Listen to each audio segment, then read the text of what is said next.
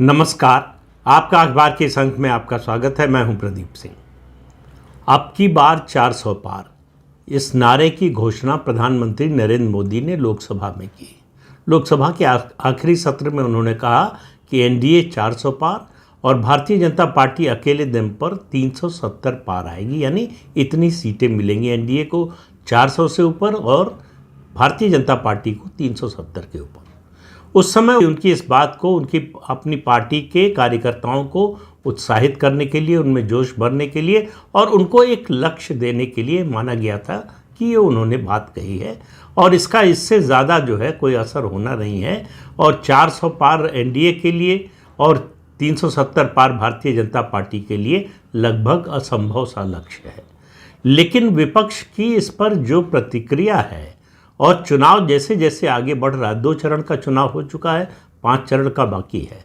2 चरणों के मतदान के बाद जिस तरह का माहौल देश में, जिस तरह का वातावरण बना है और विपक्षी खेमे में खास तौर से जिस तरह का वातावरण बना है, उससे लगता है कि प्रधानमंत्री का ये नारा पूरी तरह से असंभव है। ये कहना अब कठिन है।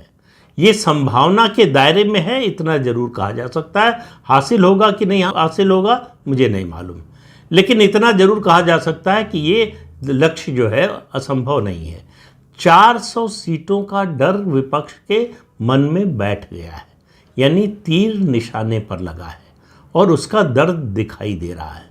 विपक्ष बार बार कह रहा है, उसका जवाब देने के लिए उसका जो डर है उस डर को मन से निकालने के लिए आपने देखा होगा, अनुभव भी किया होगा और ये आम स्वभाव है मनुष्य का कि जब वो डर लगता है तो ज़्यादा जोर जोर से बोलता है, चिल्लाता है। अंधेरे में जो लोग चलते हैं उनको आपने देखा होगा कि बहुत जोर जोर से हनुमान चालीसा का पाठ करते हैं या किसी और अपने करीबी को जिस पर विश्वास है उसका नाम लेकर बोलते हैं। इस तरह की आवाज़ें निकालते हैं, वो जोर जोर से शोर करते हैं कि अपनी आवाज़ अपने को सुनाई देती रहे। विपक्ष वही काम कर रहा है। विपक्ष के मन में ये 400 का डर बैठ गया है। तो विपक्ष कह रहा है कि अगर इनको 400 सीटें मिल गई तो ये क्या करेंगे। तो विपक्ष के पास एक जवाब है कि 400 सीटें मिल गई तो ये संविधान बदल देंगे। और दूसरा डर दिखा रहा है कि अगर 400 सीटें मिल गई तो संविधान बदलकर आरक्षण खत्म कर देंगे। एक तो ये संदेश देने की कोशिश हो रही है कि भारतीय संविधान का मतलब सिर्फ आरक्षण देना है, उसके अलावा कुछ नहीं है। तो ये 2 डर जो है विपक्ष दिखाने की कोशिश कर रहा है। इसी के जवाब में प्रधानमंत्री ने 2 बातें कही। एक बात उन्होंने कहा कि जब तक मैं जीवित हूँ आरक्षण कोई खत्म नहीं कर सकता।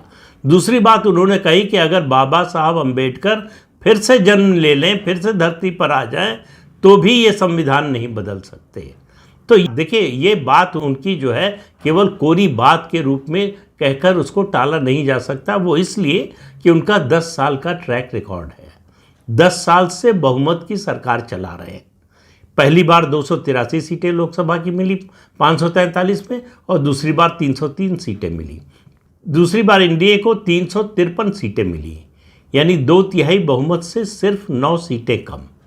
तो संविधान अगर बदलना होता तो 2019 से 2024 के बीच में बदल देते, लेकिन संविधान में संशोधन जब भी किसी बड़े फैसले के लिए ज़रूरत पड़ी, बिना 2/3 बहुमत के भी उन्होंने ऐसा करके दिखाया। जीएसटी पर सर्वसम्मति से पास कराया प्रस्ताव संसद के दोनों सदनों में, जबकि राज्यसभा में तो भारतीय जनता पार्टी का जो है सामान्य बहुमत भी नहीं था। इसके अलावा अनुच्छेद 370 की बात करें, आप सीए का कानून की बात करें, 3 तलाक के कानून की बात करें और उसके अलावा महिला आरक्षण 33% आरक्षण विधानसभाओं में और लोकसभा में देने का जो प्रस्ताव था, संविधान संशोधन प्रस्ताव, वो लगभग सर्वसम्मति से पास हुआ। केवल एक सदस्य ने विरोध किया था। तो इसलिए जो है, आप में इच्छा शक्ति हो तो संख्या की ज़रूरत नहीं होती, और संख्या की ज़रूरत नहीं होती इसलिए कह रहा हूँ। आप याद कीजिए 1975 इंदिरा गांधी ने संविधान बदल दिया था। जो मौलिक अधिकार हैं लोगों के वो छीन लिए थे। उनकी कुल सीटों की संख्या थी लोकसभा में उस समय 352 और बीजेपी के जो गठबंधन के साथी हैं उनको मिलाकर है 353। इसी 2019 में जो चुनाव हुआ उसी में मिला 353।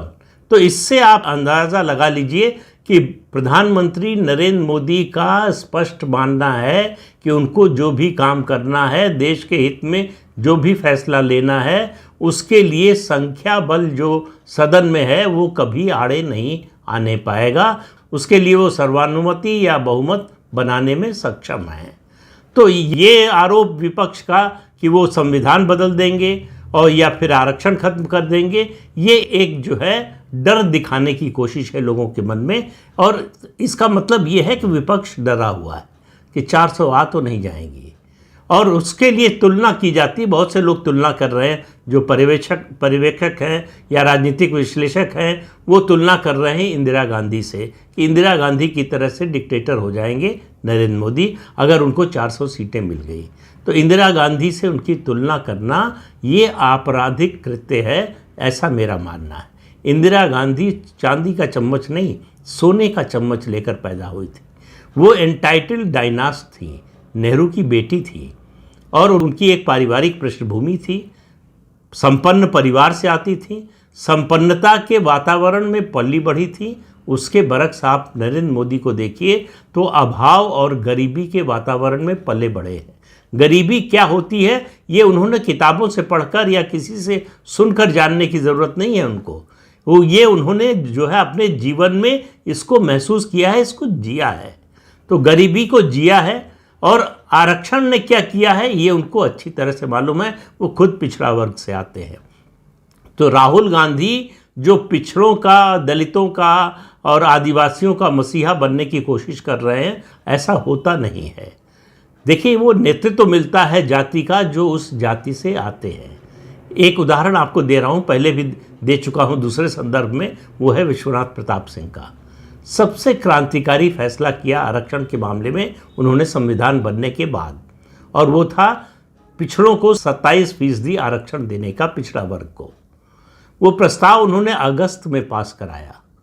नवंबर में उनकी सरकार गिरी। हालांकि इस मुद्दे पर सरकार नहीं गिरी, बीजेपी ने जो है समर्थन वापस ले लिया था राम जन्मभूमि के मुद्दे पर। उनकी सरकार गिरी तो उनको उम्मीद क्या थी? उनको उम्मीद थी कि मैंने 27% आरक्षण का प्रस्ताव पास करवाया है संसद के दोनों सदनों से, और वो प्रस्ताव अब जो लागू होने जा रहा है, पिछड़ा वर्ग को 27% आरक्षण मिलेगा। तो across the party, her party के जो पिछड़ा सांसद है, पिछड़ा वर्ग से आने वाले सांसद हैं, वो मेरे पक्ष में वोट करेंगे और मेरी सरकार बचा लेंगे। नतीजा क्या हुआ? उनकी अपनी पार्टी के सभी पिछड़ा वर्ग के सांसदों ने भी उनकी सरकार का समर्थन नहीं किया और उनकी सरकार गिर गई।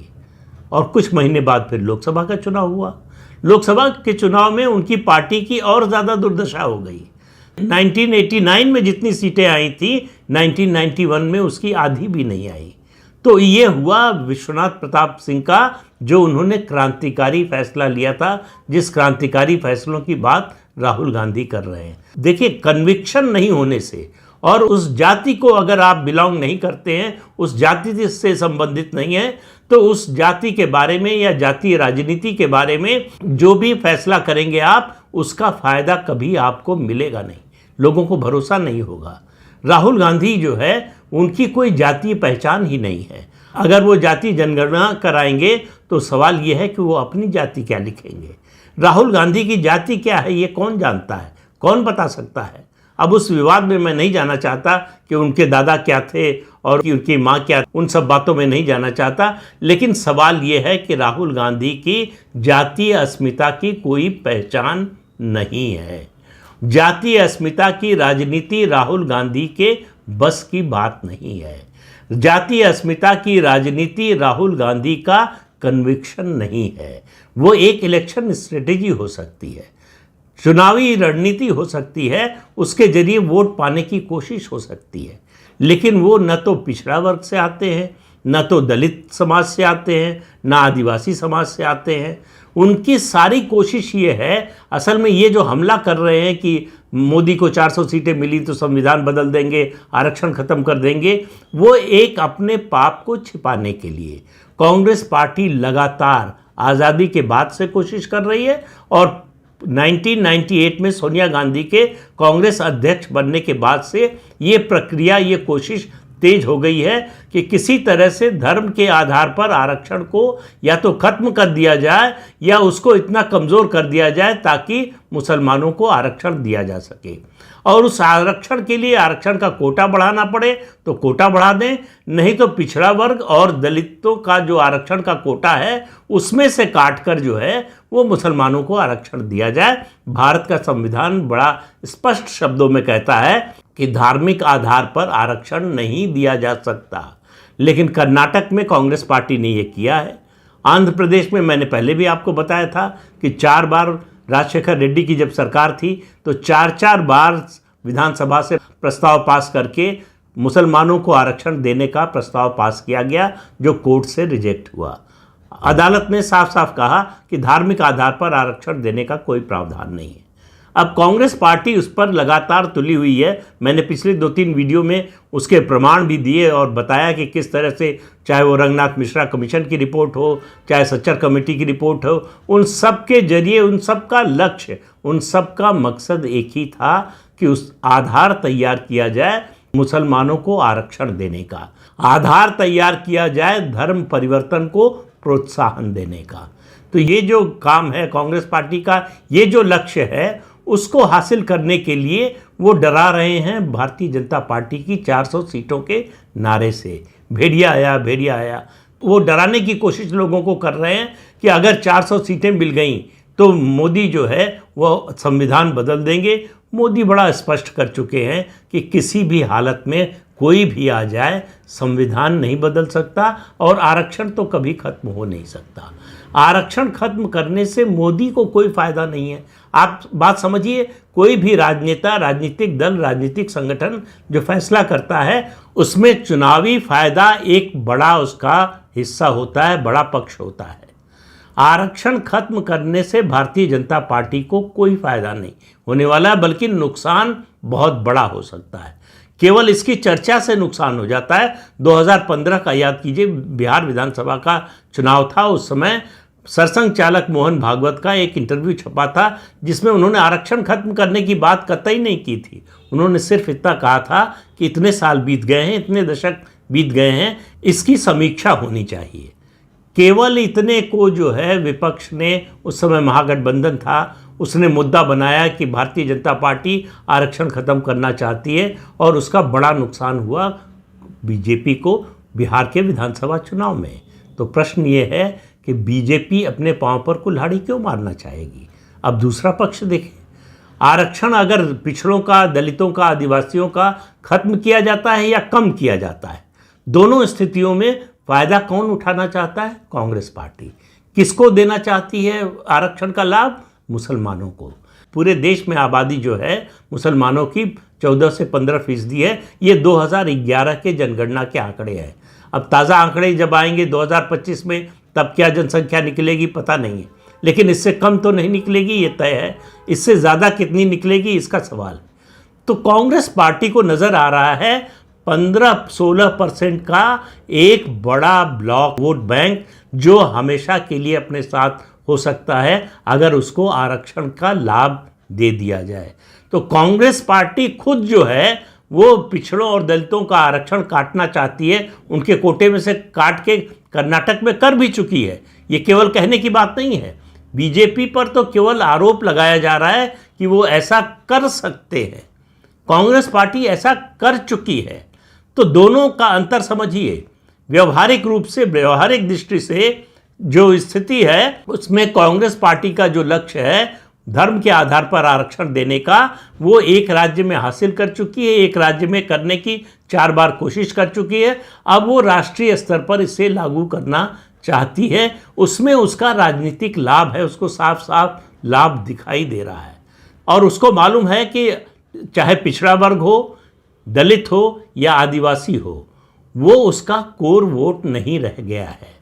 ये बात सीधे सीधे कांग्रेस पार्टी आज से 20 साल 25 साल पहले नहीं कर सकती थी। तब उसका कोर वोट जो है दलित और आदिवासी था, पिछड़ा वर्ग तो तब भी नहीं था। पिछड़ा वर्ग कभी कांग्रेस पार्टी के साथ नहीं रहा है। तो पिछड़ा वर्ग का आरक्षण कम हो, इसमें कांग्रेस पार्टी को हमेशा रुचि रहेगी। और आपको फिर याद दिला दें कि राजीव गांधी ने जब संसद में 1990 में प्रस्ताव विश्वनाथ प्रताप सिंह की सरकार लेकर आई थी 27% आरक्षण पिछड़ा वर्ग को देने का, तो उसका उन्होंने पुरजोर विरोध किया था। कहा था इससे देश टूट जाएगा, ये देश को तोड़ने के लिए है, ये देश का बंटवारा करने के लिए है, इसका कांग्रेस पार्टी विरोध करती है। तो पिछड़ों के आरक्षण की शुरू से कांग्रेस पार्टी विरोधी रही है। बीजेपी इसलिए नहीं चाहेगी, सोचेगी भी नहीं, क्योंकि अति पिछड़ा, दलित और आदिवासी इस समय उसका कोर वोटर बन गया है। एक समय था जब सवर्ण समाज उसका कोर वोटर था, अब उसमें जुड़ गया है अति पिछड़ा, दलित और आदिवासी समाज, उसके कोर वोटर का हिस्सा हो गया है। इसीलिए 2 लोकसभा चुनाव में उसको स्पष्ट बहुमत मिला। इसीलिए दूसरे लोकसभा चुनाव में यानी 2019 में एनडीए को, जो उसका राष्ट्रीय जनतांत्रिक गठबंधन है भाजपा के नेतृत्व वाला, उसको लगभग 2/3 बहुमत मिला। और इस बार उसकी सीटों की संख्या बढ़ने जा रही है, ये साफ साफ दिखाई दे रहा है। तो मोदी का 400 पार का नारा विपक्ष के मन में एक डर पैदा कर रहा है, एक चिंता पैदा कर रहा है कि 400 पार अगर आ गए तो उनकी जो मंशा है, उनकी जो कोशिश है, वो कभी सफल नहीं हो पाएगी। पिछड़ा वर्ग का, दलित समाज का, आदिवासियों के आरक्षण में कटौती कभी नहीं हो पाएगी। ये डर विपक्ष को, खासतौर से कांग्रेस पार्टी को बहुत बुरी तरह से सता रहा है। इसलिए बार बार राहुल गांधी एक ही सवाल उठा रहे हैं कि ये आरक्षण को ख़त्म करना चाहते हैं। वो अपनी बात नहीं कर रहे हैं कि वो जो है दलितों और पिछड़ों के आरक्षण में कटौती करके मुसलमानों को आरक्षण देना चाहते हैं, इसकी बात वो नहीं कर रहे हैं। उनको मालूम है कि अगर केवल कहते रहे और दे नहीं पाए, जो कर्नाटक में किया है वो राष्ट्रीय स्तर पर अगर नहीं कर पाए, जिसकी कोई संभावना नहीं है, उनके सत्ता में आने की दूर दूर तक कोई संभावना नहीं है, तो देखिए जो सेना होती है, अगर उसके मनोबल का किला ढहना शुरू होता है तो एक दिन में नहीं गिरता है, वो धीरे धीरे गिरता है, उसमें समय लगता है। तो कांग्रेस पार्टी और ख़ास तौर से विपक्षी दलों की सेना का मनोबल का जो किला है वो लगातार ढहता जा रहा है। आपने सूरत में देखा क्या हुआ, किस तरह से उम्मीदवार ने पर्चा वापस ले लिया। अब ताज़ा उदाहरण जो है वो इंदौर का है। इंदौर में जो है कांग्रेस पार्टी का उम्मीदवार वो भारतीय जनता पार्टी से मिल गया। और दिल्ली में पार्टी के प्रदेश अध्यक्ष अरविंदर सिंह लवली ने इस्तीफा दे दिया कन्हैया कुमार को टिकट देने और बाहरी उम्मीदवारों को लाने पर, और कहा कि कोई राय मशवरा नहीं होता, हमसे पूछा नहीं जाता। कांग्रेस के बड़े बड़े नेता, पूर्व मुख्यमंत्री, मंत्री, 30 साल, 35 साल, 40 साल से पार्टी में रहे लोग पार्टी छोड़कर जा रहे हैं। कांग्रेस का किला लगातार गिर रहा है, रोज उसमें से कुछ ईंटें खिसक रही हैं। ये डर कांग्रेस पार्टी को सता रहा है। आप देखिए वो अपने गढ़, जो उत्तर प्रदेश में 2 ही सीटें बची हैं जहां कांग्रेस पार्टी का जनाधार बचा है, वो है अमेठी और रायबरेली। आज जब मैं आपसे बात कर रहा हूं तो आज 29 अप्रैल हो गई है और 3 मई जो है वो नॉमिनेशन की आखिरी तारीख है। अभी तक वहां उम्मीदवार का फैसला नहीं हुआ है।